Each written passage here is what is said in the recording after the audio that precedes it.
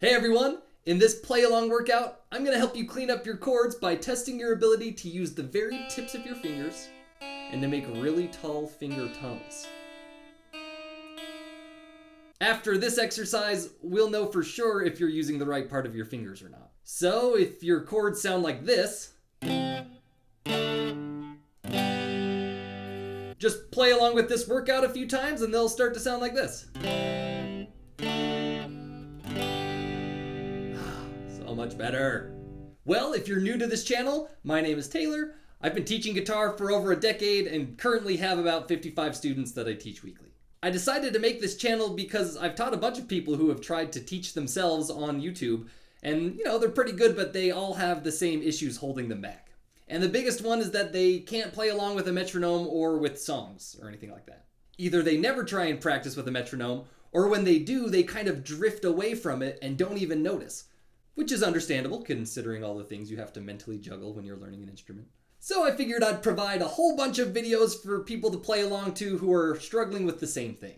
It's like a yoga channel, but for guitar. If you're not really sure if you're practicing effectively, just try and master all the workouts on this channel and you will be a good guitar player. You don't even have to think about it.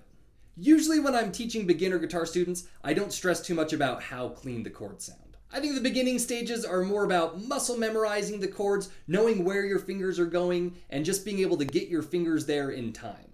And after a few months of building some foundational guitar muscles, then I think it's fair to start, slowing things down and being a little bit pickier on what the chords sound like. And here we are.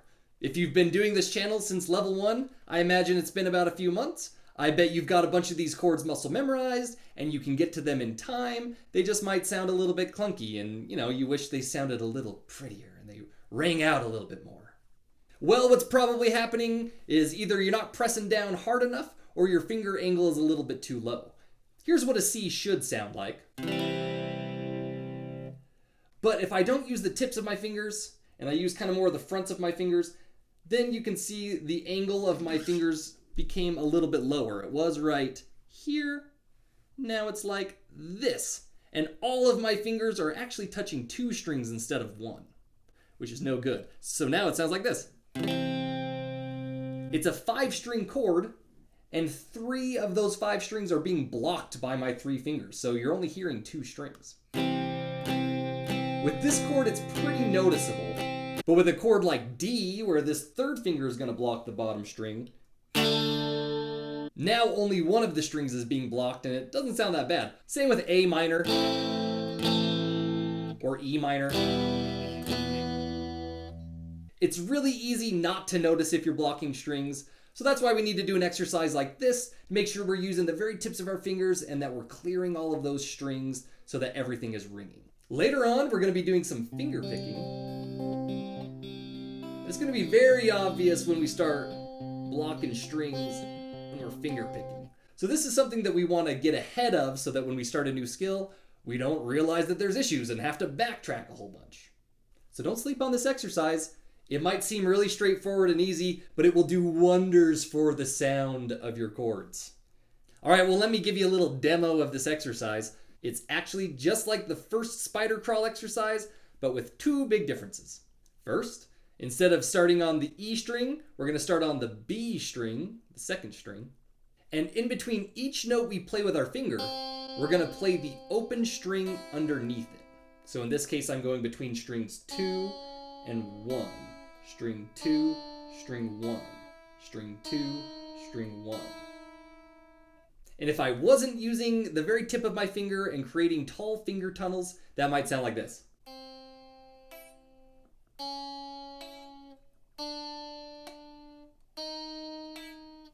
That's the sound we're trying to avoid, so instead of that, we want this. Trying to keep the 1st string ringing the whole time. Then we go to the 3rd string, and we try and keep the 2nd string ringing the whole time. And we're going to do that on every string. So let me play through it at our goal speed of 120 beats per minute, and I'll show what it looks like as a tab.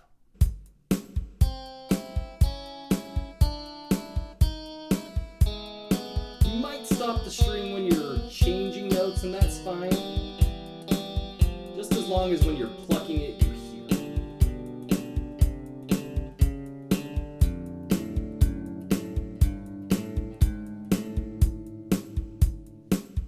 And that's the exercise. We're going to start that at half speed, so 60 beats per minute, and then we're going to work up in 10 beat per minute increments, so going from 60 to 70 to 80 to 90, up to 120. And in order to do that, you're going to need to use the very tip of your finger and make sure it's bent upward enough that it clears the string underneath it. If the angle's too low, then it's going to touch the string underneath it, and it's going to stop the string from moving.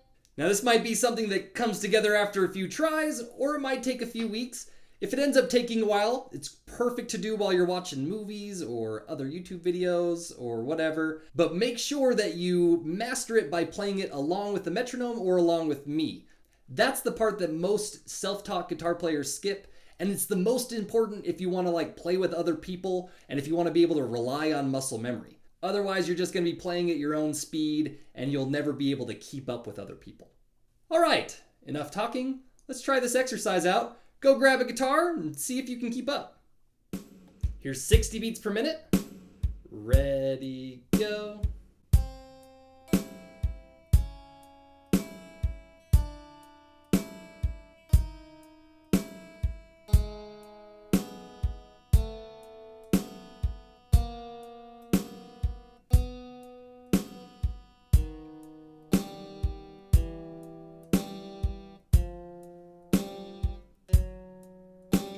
I accidentally blocked those, but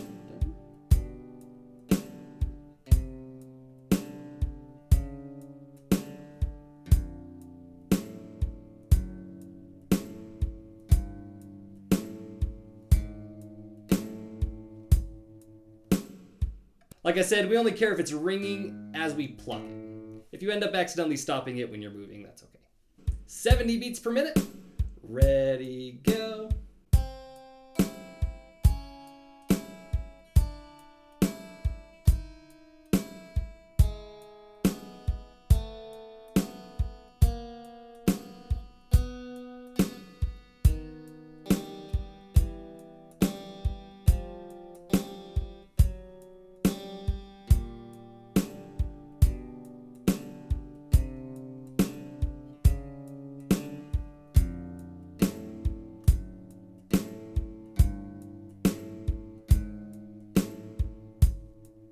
Here's 80 beats per minute. Ready, go.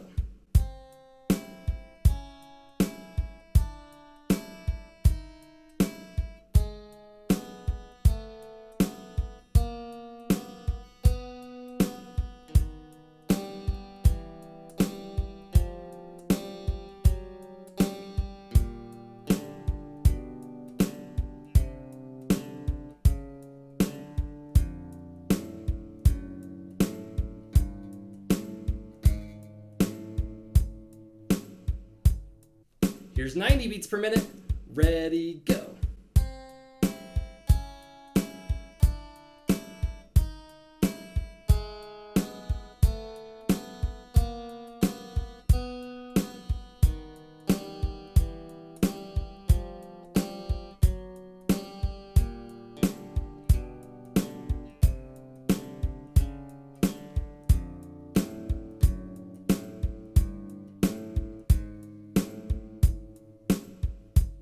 Here's 100 beats per minute.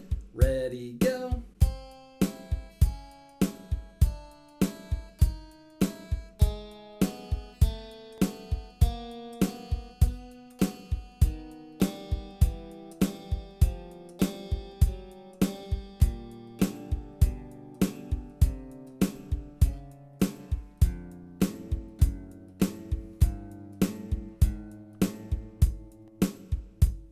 Here's 110, ready, go.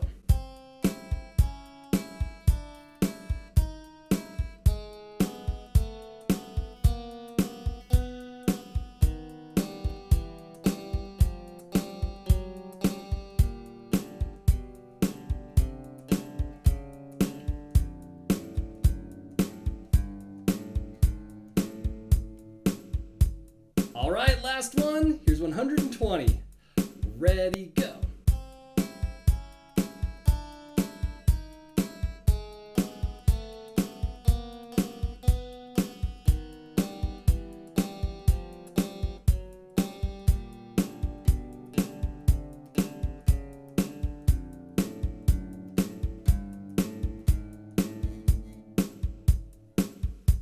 Well, that was the last finger dexterity exercise of level 2. You made it! Woo! Next level, we're gonna learn a larger version of a G pentatonic scale, so you don't have to just play the little pentatonic scale so much. We're also gonna start working on hammer-ons, pull-offs, slides, bends, all that fun stuff. Make sure you've mastered all of the previous exercises so that your fingers are ready for level 3. And if you're liking these play-along workout videos and you want to see more of them so that you can gain skills without having to really think about it, then you gotta start pressing some of these buttons. I gotta know that people are using these and I'm not just like posting hundreds of videos into the YouTube ether, just creating noise. Oh man, is that what I'm doing? See you guys in level 3.